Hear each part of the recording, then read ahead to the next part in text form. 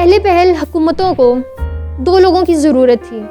एक वो जो क्लर्क्स थे, जो कि फाइनेंसिस का काम कर सकते थे, जो कि उनके पैसे की देखभाल कर सकते थे, उनके ख़जानों का ख्याल रख सकते थे, उनके लिए ख़जाने भर सकते थे, लेन देन का काम करते थे, पैसा जमा करते थे और फिर ये फ़ैसला करते थे, अपनी हुकूमत को ये बताते थे, सल्तनत वक्त को ये बताते थे कि ये पैसा किस हद तक आवाम के ऊपर ख़र्च करना है, कितना ख़र्च करना है कि वो इनकलाब ना लेकर आएँ, वो रेवोल्यूशन ना लेकर आएँ, वो बागी ना हो और वो हुकूमत वक्त, वो सल्तनत उनके ऊपर नाफिज रह सके।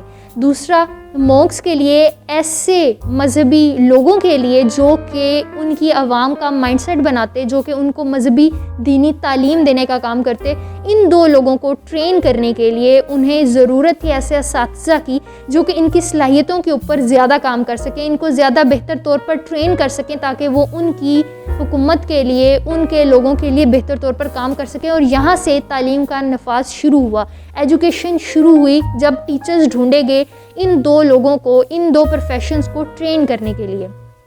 लेकिन जब ये निज़ाम आना शुरू हुआ तो उस वक्त के रईस लोगों ने देखा कि क्यों ना हम भी अपने बच्चों की तालीम और तरबियत के लिए ऐसे लोगों को हायर करें, ऐसे लोगों को रखें जो कि हमारे बच्चों की भी तालीम और तरबियत कर सकें।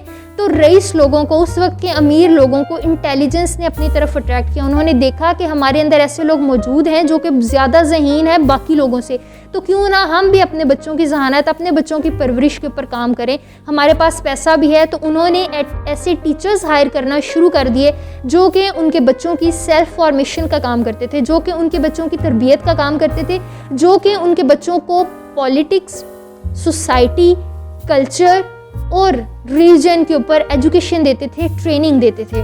ये सेल्फ फाइनेंस्ड बिजनेस था, ये सेल्फ फाइनेंस्ड कल्चर था उस वक्त जब स्कूल कॉलेजेस इतने ज़्यादा नहीं थे, सिर्फ तालीम कहीं से टीचर और स्टूडेंट का कंसेप्ट शुरू हुआ था, इमर्ज होना शुरू हुआ था। उस ज़माने में टीचर्स बाउंड होते थे और स्टूडेंट्स फ्री होते थे। इंडिपेंडेंट सिस्टम था क्योंकि बच्चा और उसके माँ बाप आपको पे कर रहे हैं, स्टेट आपके लिए कोई काम नहीं कर रही। और अभी आपको अवाइल में शुरू के दिन है जब टीचर्स की ज़रूरत है और स्टूडेंट्स भी इतने ज़्यादा नहीं थे, अमीर लोग इतने ज़्यादा नहीं थे, एलीट क्लास कम होती थी और तालीम देने वाले, लोगों को बताने वाले, ट्रेनिंग देने वाले लोग शायद ज़्यादा थे, पैसा कमाने वाले लोग ज़्यादा थे। तो उस ज़माने में टीचर्स को अपने स्टूडेंट्स को प्लीज़ करना पड़ता था, खुश रखना पड़ता था। ऐसा नहीं मुमकिन था कि कोई बच्चा, कोई स्टूडेंट अपने टीचर से नाराज़ हो सके। इसी वजह से, इसी कंसेप्ट की वजह से ऑक्सफोर्ड यूनिवर्सिटी ने प्रॉफिट कमाना शुरू कर दिया था। जब इर्द गिर्द के ममालिक ने, इर्द गिर्द की सल्तनतों से, लोगों से अपने टीचर से नाराज़ होना शुरू कर दिया, उन्हें उनका टीचिंग मेथड इतना अच्छा ना लगा, उनकी ट्रेनिंग इतनी अच्छी ना लगी, तो वो उन इलाकों को छोड़कर दूसरी तरफ चले जाते थे। ऑक्सफोर्ड यूनिवर्सिटी उस वक्त अमर्ज हो रही थी, तो लोगों ने उसकी तालीम को देखा, उन्हें लगा कि यहाँ पर ज़्यादा अच्छी ट्रेनिंग हो सकती है। तो तमाम टीचर्स को छोड़कर, जितने भी छोटे मोटे इंस्टीट्यूशंस बने हुए थे उसको छोड़कर लोगों ने धड़ाधड़ ऑक्सफोर्ड यूनिवर्सिटी के अंदर दाखिला लेना शुरू कर दिया। और अपने ज़माने में ऑक्सफोर्ड यूनिवर्सिटी सबसे ज़्यादा प्रॉफिटेबल यूनिवर्सिटी बन चुकी थी। साथ ही साथ ये वो ज़माना था जब कॉलोनियल सिस्टम था, ब्रिटिश राज था, बरतानिया, ब्रिटिश के लोग दूसरे इलाकों में, बरसगीर के ऊपर, दूसरे मुमलिकतों के ऊपर, दूसरी रियासतों के ऊपर भी आकर रहते थे, कब्ज़ा करते थे, उनके ऊपर राज करते थे। तो उस ज़माने में जब उन्होंने देखा कि अब एजुकेशन की सिस्टम, ट्रेनिंग की वजह से हम अच्छे क्लर्क्स बना रहे हैं, हम मजहबी लोगों के ऊपर काम कर रहे हैं, हम अपने बच्चों की तालीम और तरबियत कर रहे हैं, तो क्यों ना इस ट्रेनिंग को इस्तेमाल करते हुए हम अपने लिए वर्कर्स बनाना शुरू कर दें, वर्कर्स की पैदावार करना शुरू कर दें। ऐसे फैक्ट्री वर्कर्स, ऐसे लोग जो कि हमारी अदम मौजूदगी में इन इलाकों के ऊपर हमारी कमी को पूरा कर सकें, हमारे लिए कारोबार कर सकें, हमारे लिए काम कर सकें, और उसके बदले हम उनको कुछ पैसे देना शुरू कर देंगे, उनके बदले हम उनको जॉब्स पे हायर करना शुरू कर देंगे। लेकिन उन जॉब्स के ऊपर हायर करने से पहले हमें उनको अपने मुताबिक ढालना, अपने काम को सिखाना, अपने माइंडसेट के मुताबिक काम करवाने के लिए उन्हें ट्रेनिंग की, एजुकेशन की ज़रूरत है। फिर उन लोगों ने उन इलाकों में जहां वो राज करते थे, ब्रिटिश राज था, रूल करते थे, कॉलोनीज बनाई हुई थी, उन इलाकों में भी एजुकेशन को लाना शुरू कर दिया।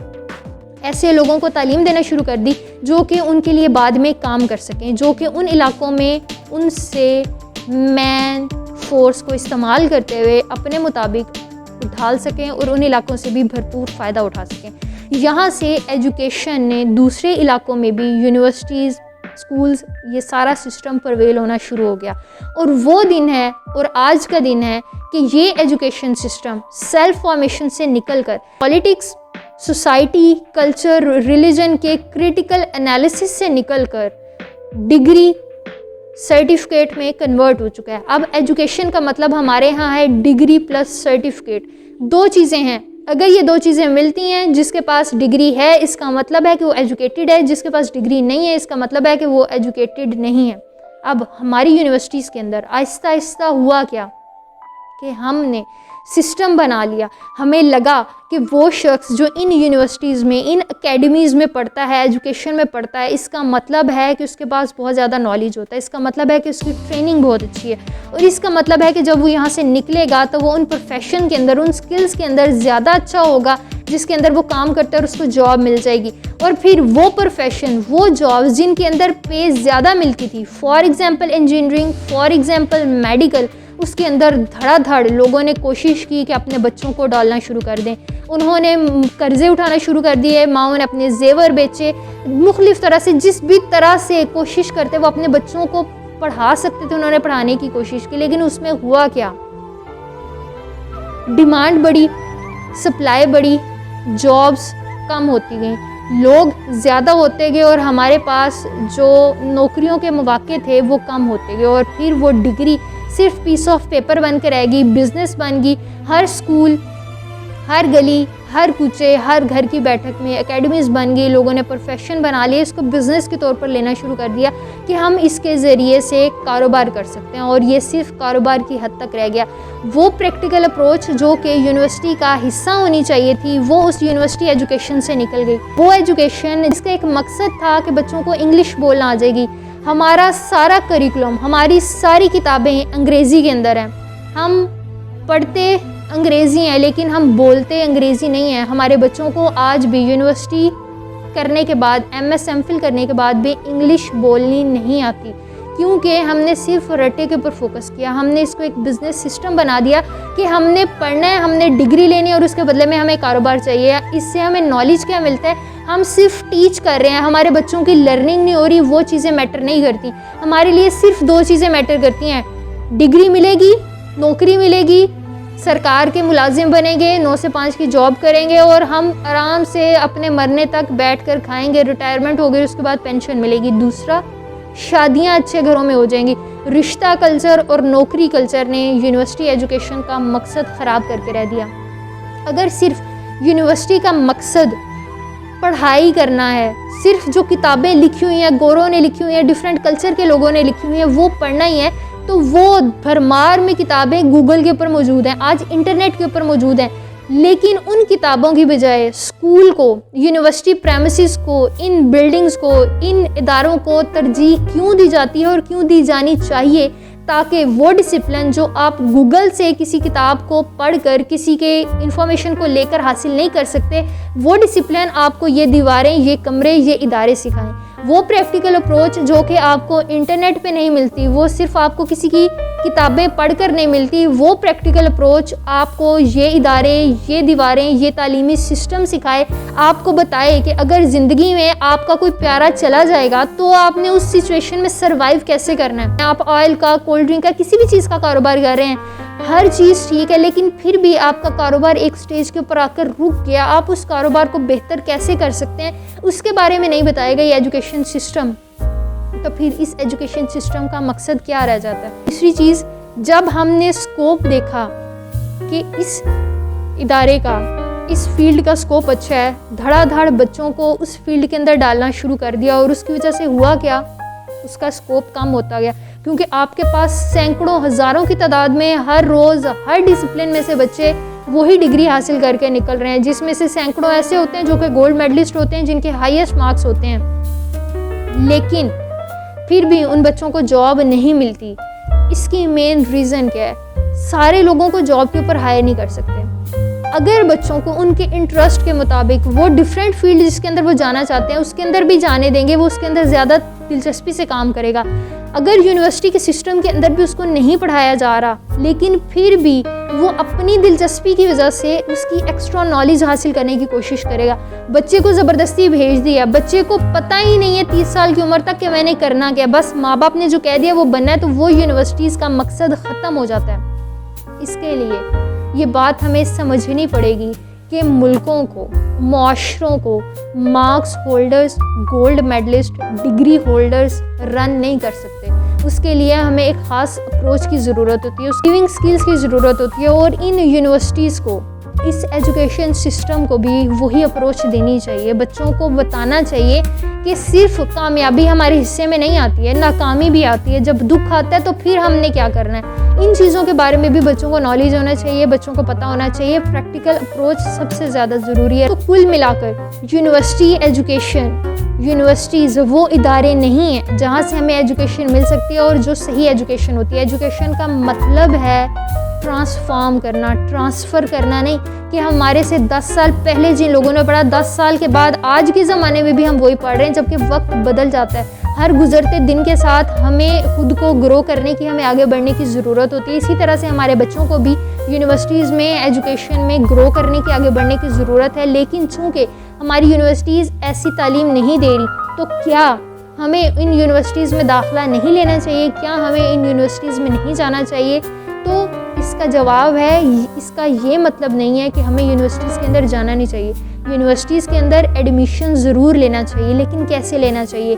अगर आप लोगों में से बहुत से लोग ऐसे हैं जिन्होंने सिर्फ एफएससी किया है, एफएससी के बाद आपको गैप मिलता है, आप वो लकी लोग हैं जिनको गैप मिलता है, उस गैप के दौरान बुक्स पढ़ने की कोशिश करें। जैसे एक बुक है मिलियनेयर फास्ट लेन, ये बहुत अच्छी बुक है, इसको पढ़ने की कोशिश करें। आपका पर्सपेक्टिव चेंज होता है, डिफरेंट बुक्स को आप पढ़ेंगे। ये किताबें आपको सोचना सिखाती हैं। करिकुलम से, सिलेबस से बाहर की किताबें जब आप पढ़ेंगे तो आपको पता चलता जाएगा, आप खुद को एक्सप्लोर करना शुरू कर देंगे। आपको खुद को बारे में पता चलेगा कि आपका इंटरेस्ट किस चीज़ में है, कौन सी ऐसी फील्ड है जिसके अंदर आपको जाना चाहिए। दूसरी चीज़, किसी भी यूनिवर्सिटी में एडमिशन लेने से पहले, किसी भी फील्ड में जाने से पहले आप देखें उस फील्ड के स्कोप के साथ साथ उसके टीचर्स का क्या स्कोप है, उस शख्स का क्या स्कोप है जिसने आपको पढ़ाना है। अगर आपको उसके पढ़ाने का तरीका अच्छा लगेगा, अगर वो शख्स आपको सही राइट एजुकेशन देगा, तो आप किसी भी फील्ड में चले जाते हैं वो आपके लिए मैटर करेगा। फिर वो आपके लिए प्रोग्रेस लाएगा, वो आपके लिए ग्रोथ का काम करेगा, वो आपके लिए एजुकेशन होगी, वो आपके लिए यूनिवर्सिटी होगी। वो एक शख्स भी हो सकता है, वो 2 शख्स भी हो सकते हैं। तो कहीं पर एडमिशन लेने से पहले हमने सुना हुआ है कि पंजाब यूनिवर्सिटी बहुत अच्छी यूनिवर्सिटी, उसका स्कोप बहुत अच्छा है, किंग एडवर्ड मेडिकल कॉलेज बहुत अच्छा है, लेकिन उसके अंदर तमाम डिपार्टमेंट्स का और हर डिपार्टमेंट में पढ़ाने वाले हर टीचर का स्कोप वैसा नहीं होता। तो अगर आपको नोहा होगी कि किस टीचर से आप पढ़ने जा रहे हैं, जब टीचर्स के बारे में आप जानना शुरू करेंगे जिन्होंने आपको 4-5 साल ट्रेनिंग देनी है, आपको टीच करना है, तो आपकी बहुत सी प्रॉब्लम्स हल हो जाएंगी, आपका इंटरेस्ट बिल्ड होगा, आपका दिल करेगा पढ़ने का, प्रैक्टिकल अप्रोच मिलेगी, आप दुनिया को एक नए नज़रिए से, नई सोच से देखेंगे। लेकिन ऐसा है कि आपको कहीं भी, किसी भी लेवल पर ऐसे टीचर्स नहीं मिलते हैं, फिर भी यूनिवर्सिटी जाना है। क्यों?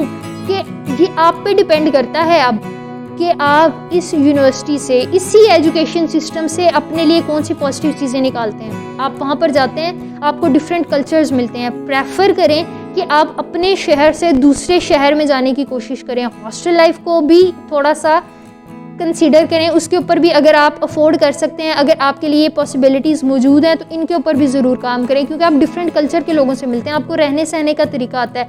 घर के अंदर जो रिस्पॉन्सिबिलिटीज़ आपके नहीं मिलती हैं, एटलीस्ट वो रिस्पॉन्सिबिलिटीज़ आपको मिलती हैं। आपको कम्युनिकेशन करनी आती है, आपको मुख्तलिफ नज़रिए के लोगों के साथ उठना बैठना आता है, तो ये एजुकेशन भी आपके लिए बहुत मैटर करती है। सर्कमस्टेंसेस जैसे भी हों, टीचर्स जैसे भी हों, एजुकेशन सिस्टम जैसा भी हो, इस सोसाइटी में सरवाइव करने के लिए, लोगों को बताने के लिए आपको एक डिग्री की ज़रूरत है, क्योंकि हम अपने कल्चर को 1-2 लोग मिलकर तब्दील नहीं कर सकते। हम में से 2-3 लोग यूनिवर्सिटी के अंदर नहीं जाते हैं, डिग्री नहीं लेते हैं, बाकी 95% आबादी ऐसी है जो कि डिग्री ले रही है, तो वो 5% लोगों का नुकसान होगा, 95 का नहीं नुकसान होगा।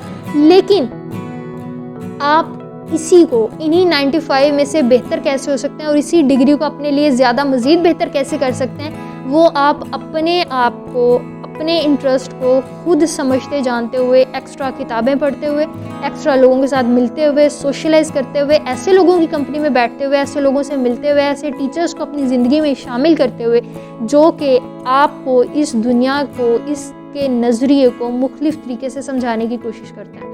आप मुख्तलिफ ज़ावियों से चीज़ों को देखने की कोशिश करते हैं। वो एजुकेशन जो आपका हक है, आपका राइट है, पैसे देकर भी आपको नहीं दी जाती, तो खुद उसको अपने लिए अवेल करना सीखें। किस तरह से आप किसी भी टीचर से कौन सी इन्फॉर्मेशन ले सकते हैं, क्या सीख सकते हैं, ये उस क्लासरूम के अंदर बैठे हुए आपके ऊपर बहुत सी चीज़ें मैटर करती हैं। आप किसी भी सिचुएशन को अपने मुताबिक ढाल सकते हैं अगर आपको ढालना आएगा, और उसके लिए कोशिश करें जहाँ से भी आप एजुकेशन ले रहे हैं उसके साथ साथ एक्स्ट्रा किताबों को पढ़ना ज़रूर शुरू करें।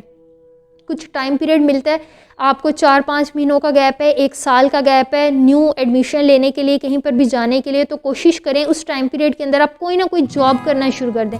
जब हम जॉब के अंदर जाते हैं तो वो इन्वायरमेंट एक्चुअल इन्वायरमेंट होता है जहां हमने 10 साल के बाद जाना होता है। 10 साल के बाद हमसे कोई नहीं पूछता आपने कौन सी यूनिवर्सिटी से डिग्री हासिल की थी। 10 साल के बाद सिर्फ मैटर करता है कि आपकी इस वक्त प्रोफेशनल ग्रोथ क्या, आप कहाँ पर जॉब कर रहे हैं, आप कितने पैसे कमा रहे हैं।